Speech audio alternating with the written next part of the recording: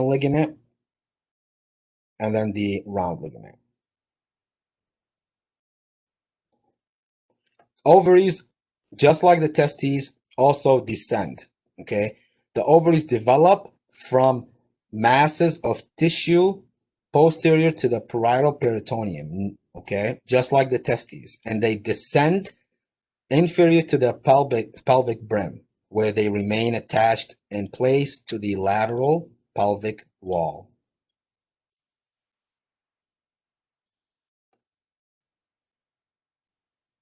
Ovarian structure. The ovary basically has a superficial part, which is the cortex, and then the inner, which is the medulla. Okay, the cortex contains ovarian follicles. Ovarian follicles, which is where eggs basically, or oocyte develops inside these follicles. The medulla will contain blood vessels, lymphatics, vessels, and nerves. Okay, so now we're going to talk about the primordial follicles, and we're going to get into oogenesis. Okay.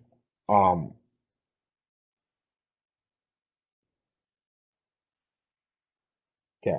So, primordial follicles. So now we're going to talk about follicles. And remember, the eggs or the oocyte is developing inside these follicles. So, during prenatal development of the female primordial germ cell, called oogonia, the oogonia will divide through mitosis. It will basically divide and multiply through mitosis to produce more oogonia cells. This is the germinal stem cell. All of this is happening inside the fetal ovaries. Remember, this is before birth. Then these oogonia will become primary oocytes. Primary oocytes. Okay. Now, the primary oocyte is actually housed inside a primordial follicle. This is the primary oocyte. What is a primordial follicle? This is basically a follicle that is surrounded by a layer of flattened epithelial cells called follicular cells.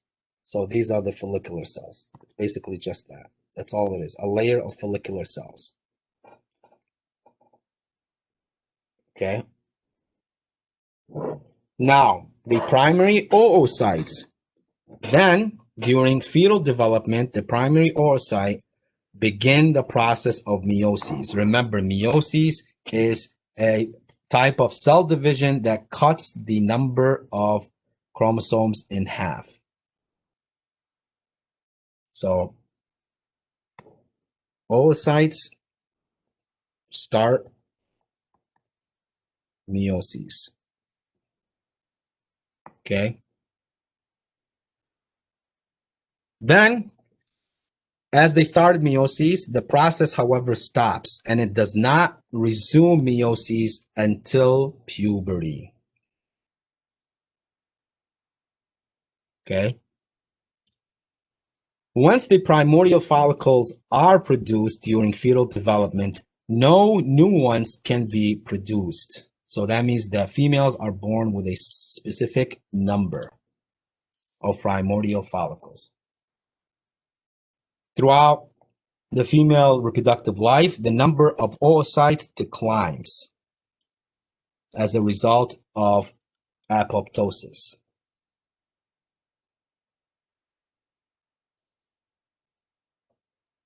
Okay, so oogenesis, which means the process of egg cell formation. Process of egg cell formation. Okay. So right at puberty, the primary oocytes that were suspended in meiosis 1 will start to resume meiosis 1. They resume. At the end of meiosis 1, we get cells that have half the number of the parent cell. Okay? So that means that primary oocyte is a diploid, which is represented with 2N.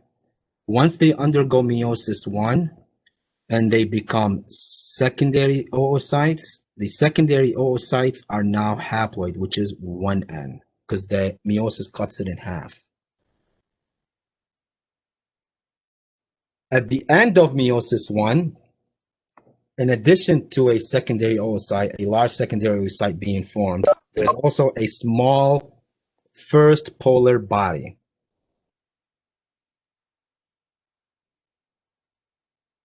Okay. The secondary oocyte becomes a future full ovum or a full egg that can be fertilized in the sperm later on. Okay. If the secondary oocyte is fertilized, then it will undergo meiosis 2. Only if it's fertilized does it undergo meiosis 2. Once it undergoes meiosis 2, it will result in forming a tiny secondary polar body and the zygote. A zygote is basically a fertilized egg.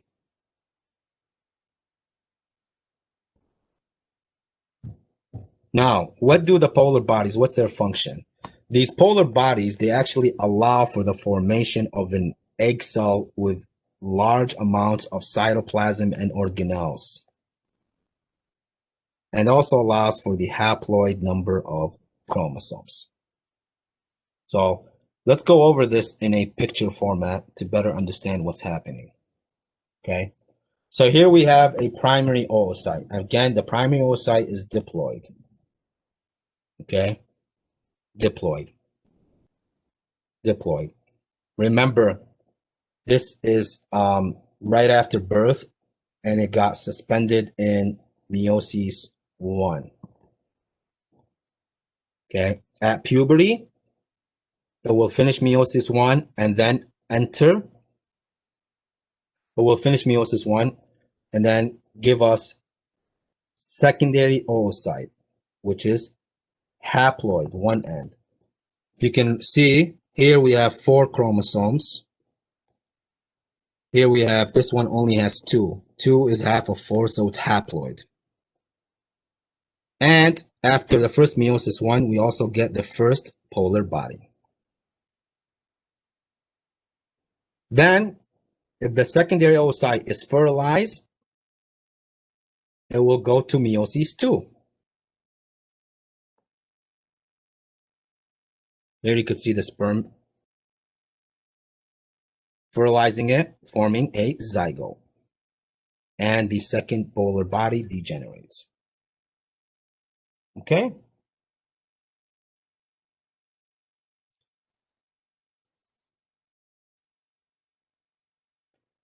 Okay, so now all of these, by the way, these are the steps that we talked about is regarding the oocyte being matured inside the follicle. Now we're going to talk about the actual development and the maturation of the follicle itself, which is the case that holds the egg or the oocyte. So at puberty, what happens is that the anterior pituitary gland will start to secrete increased FSH amounts that causes the ovaries to enlarge. And with each reproductive cycle, some of the primordial follicles will mature into a primary follicle.